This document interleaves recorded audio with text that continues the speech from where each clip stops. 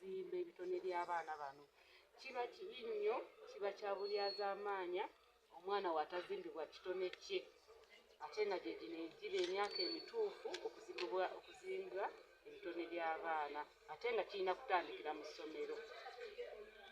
Gabadde nga tegaagala kutwegatako, tugenda ga-identifyinga, tugende tulabe lwaki tebaagala kukulaakulanya bitone by'abaana era na buzibu ki, tulabe bwe tusobola okimanyizinga. Person wa Mukomye Municipality Teachers Association.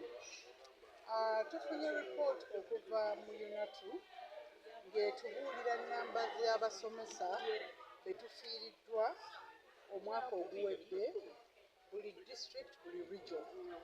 Tugenze okwesanga nnamba yaffe nnene ddala and we are losing out.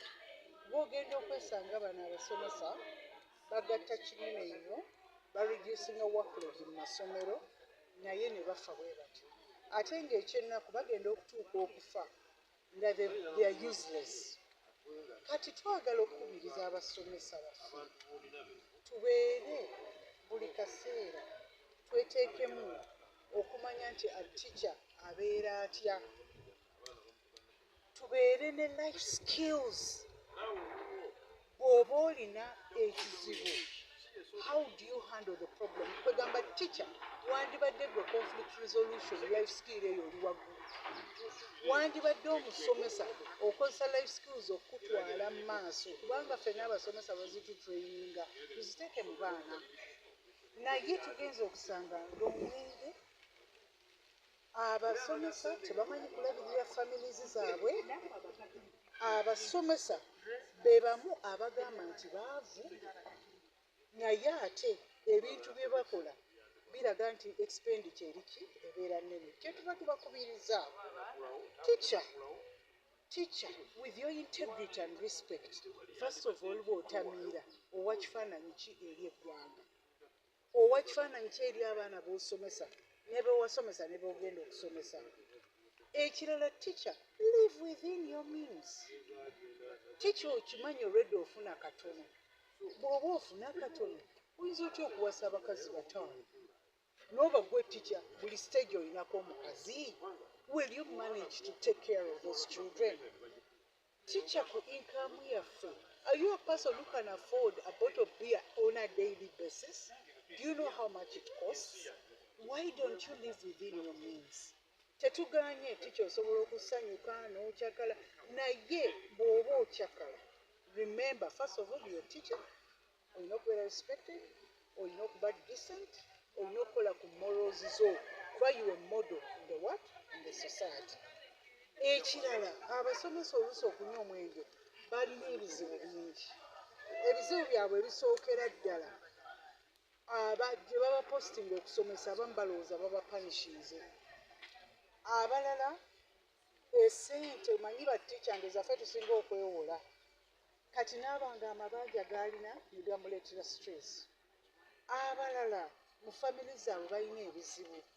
Oluusi tiica ayinza okuba nga ye muntu avuddeyo mu famire tasobola kuketalungira famire ye, naye njagala obategeeza batiica tewali kizibu kigwa ku tiica nga tekigwa ku bantu balala. It's just a way to know how you deal with those conflicts, how you deal with those problems. Obeera otya gwe nga teacher, weesetingira standards nga teacher. Teacher tukwe-expectinga okuba the best planner, kubanga akasalako k'ofuna. Tulina associations, tulina saving schemes mu masomero. Omanye nti kati emyaka gye nkoledde, what is your goal? Buli mwaka wandika goal. Omanye nti wennaawumulira neetaaga amaka, osobola okutandika oconstructinga ennyumba, kubanga abasomesa first of all osobodde okufuna opportunity y'okwewola. Tulina unions nyingi, tulina saving skills nyingi whereby beera honest, weewole engozaayo. Omanye nti kati bwe ntuuka emyaka bwe giti mbeere n'ennyumba yange, kubanga tosobola gamba nti abasomesa tebazimba nnyumba, oli buvaamu ddyo okole ki ozimbe. N'ekirala zaala abaana b'osobola. Ticha abaana 5 6 ogenda bakuzisa ki? era kyobulaba ab'edda mwe mwenna muli bato edda abasawo n'abasomero ati tuleme kufuuka kisekerera wabula tubeere abantu ab'omugaso nga bwe tugamba because we are a nation is tweyise bulungi to live within our means.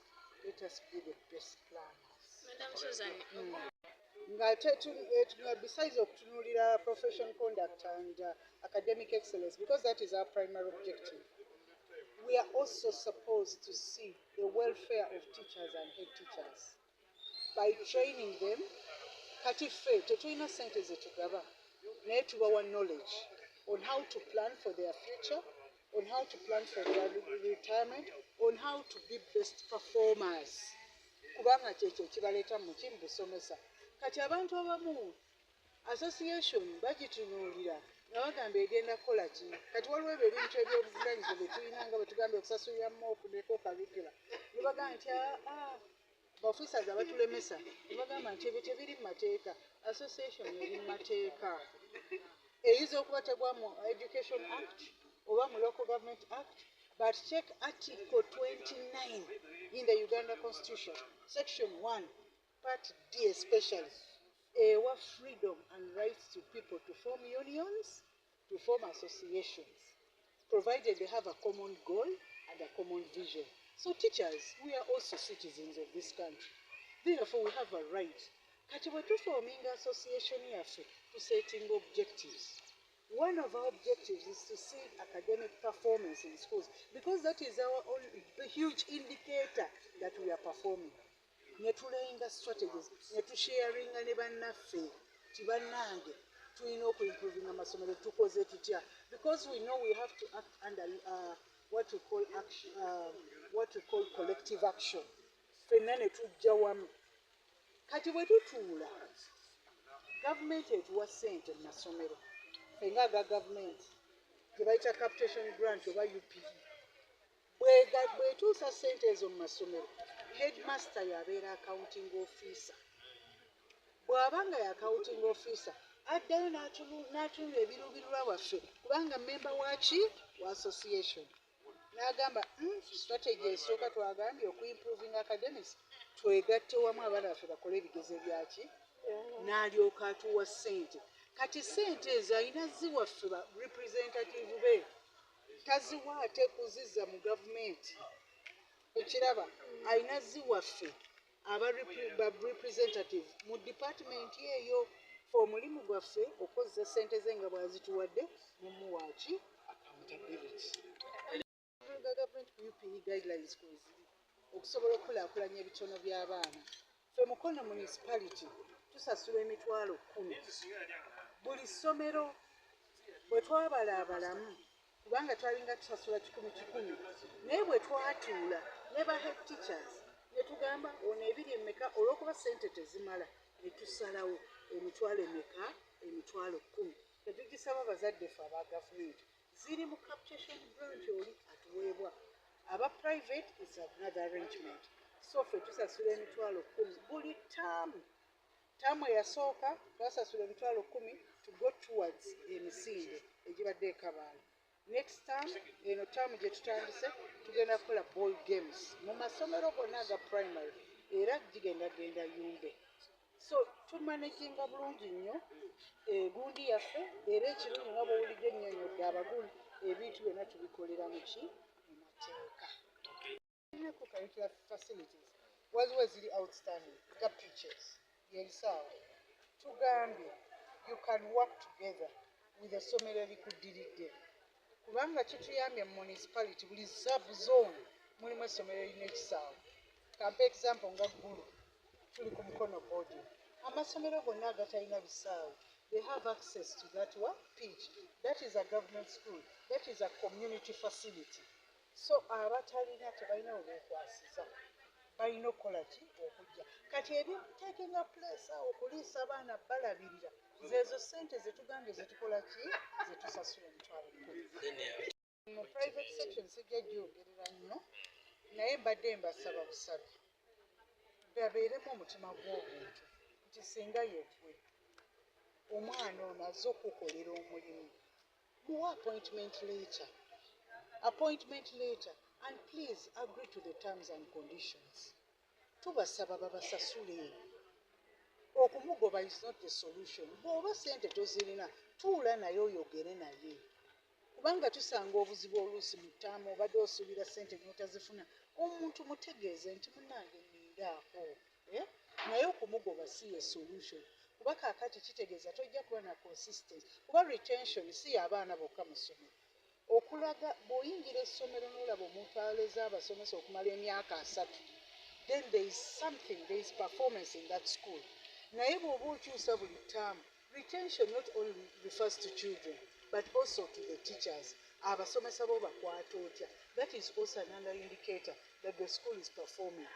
Mbadde nabo nkoze nabo emyaka 3 naye bakyakola ki bakyankola. So ekyo we just advise them because actually it goes beyond conduct and it enforces morals. Lwaki gwe omuntu omugoba ng'ate tokoze eki ate n'abasomesa abalala, you should know your rights. Otandika otya okukola tebakuwadde appointment letter, tebakuwadde contract, tebakusasudde mwaka mulamba, ng'okola bwoti. You should know your rights. You should know your right and please exercise your right, demand for your right and go to the right school. Give you support. But when you say that we have achieved, do we have headed? You see, little angel is just up. He never turned up for this meeting, and I wanted to appreciate him. Flat structures, but they start compliant is joy and joy for me. You stand and look at these people. And wave. And wave to them. Yeah. Joy and Joy started in a rented premise to do. Please, in just one term, that lady had moved another organized structure. As I speak, A story building. a one-story building or what? That one.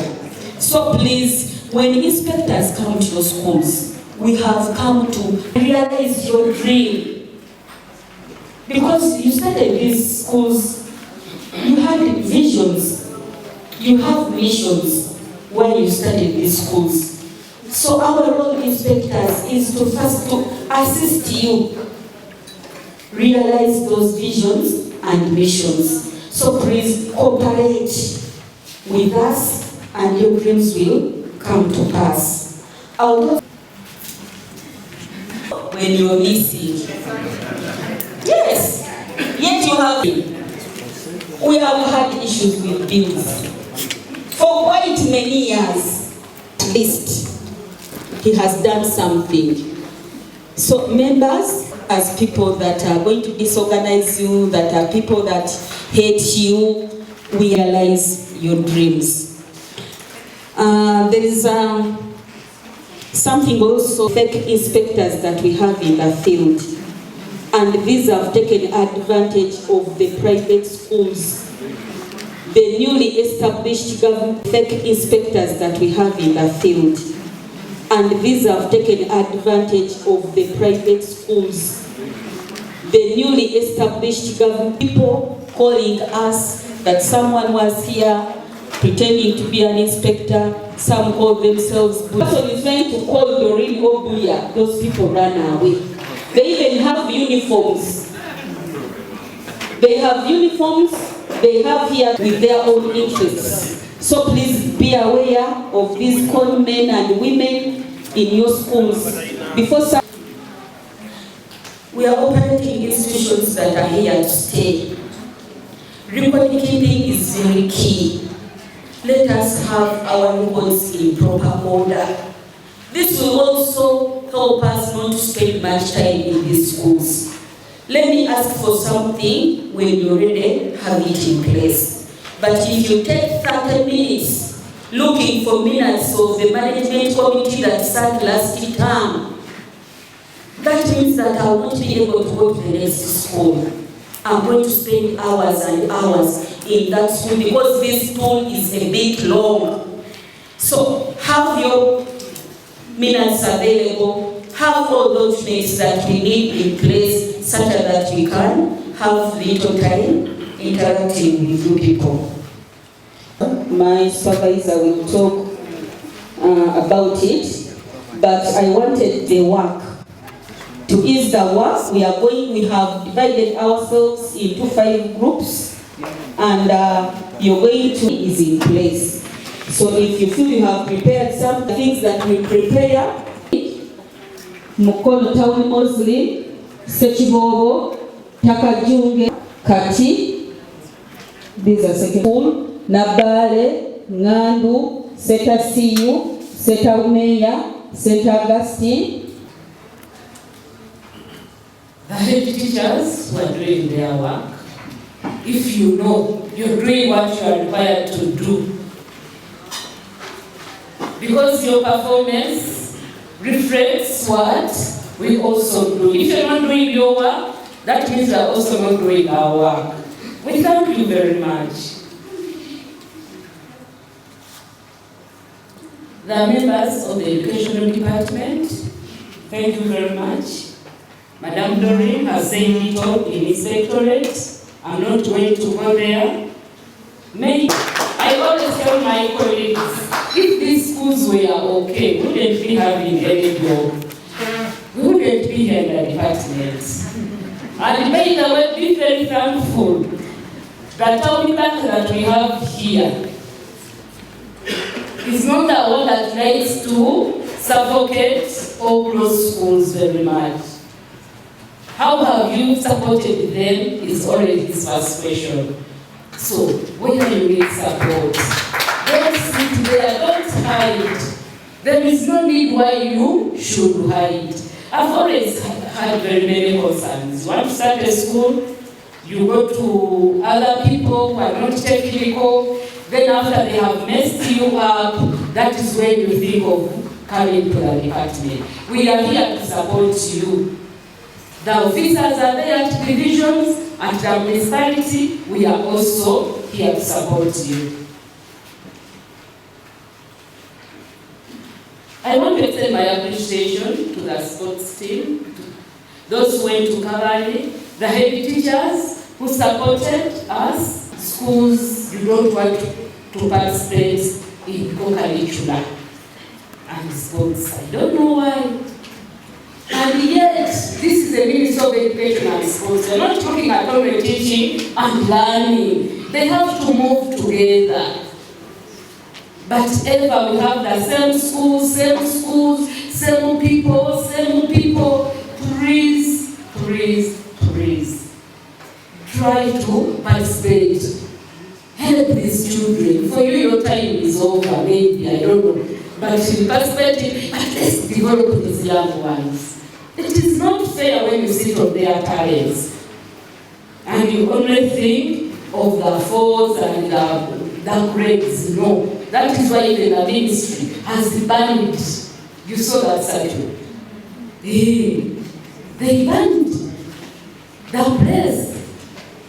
Because that has always, you have failed to train a child holistically and you are looking at 100 grades.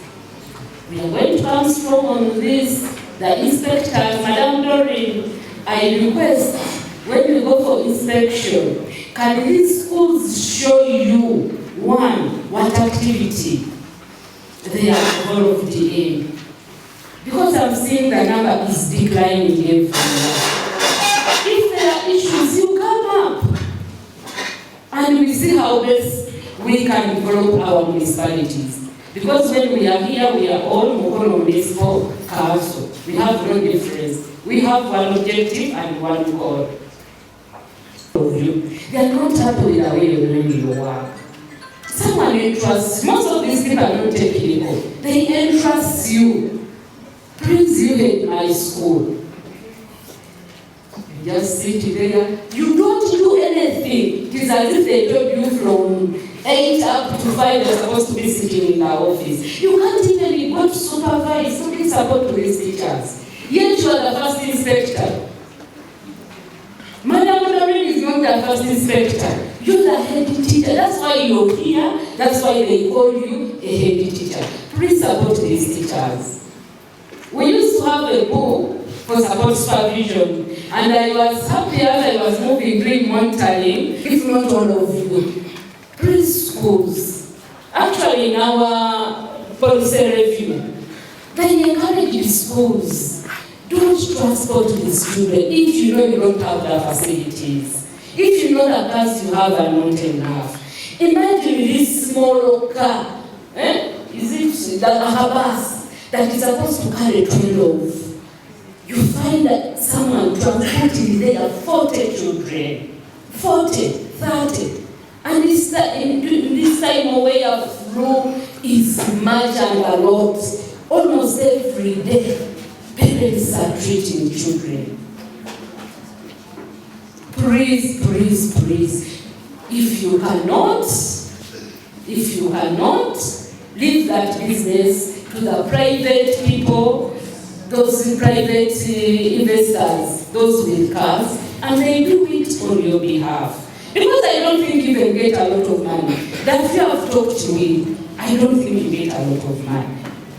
So, that guideline is also coming, be prepared for it. But before it comes, I think we shall need also to see that we enforce it. I'm happy, in preparation of MOOCs, she talked about also MOOCs for the SME learners, because they also going to do an actual exam at the end of the day. These people are like these other children. We shouldn't, actually, sometimes we shouldn't even take them to be special. But the way we look after these ones, let's also look after these children. But now the challenge we are having here, most of our teachers can't even identify the smallest problem these children are having. So, I haven't got my accounting officer, ECD, at training of ECD teachers and care.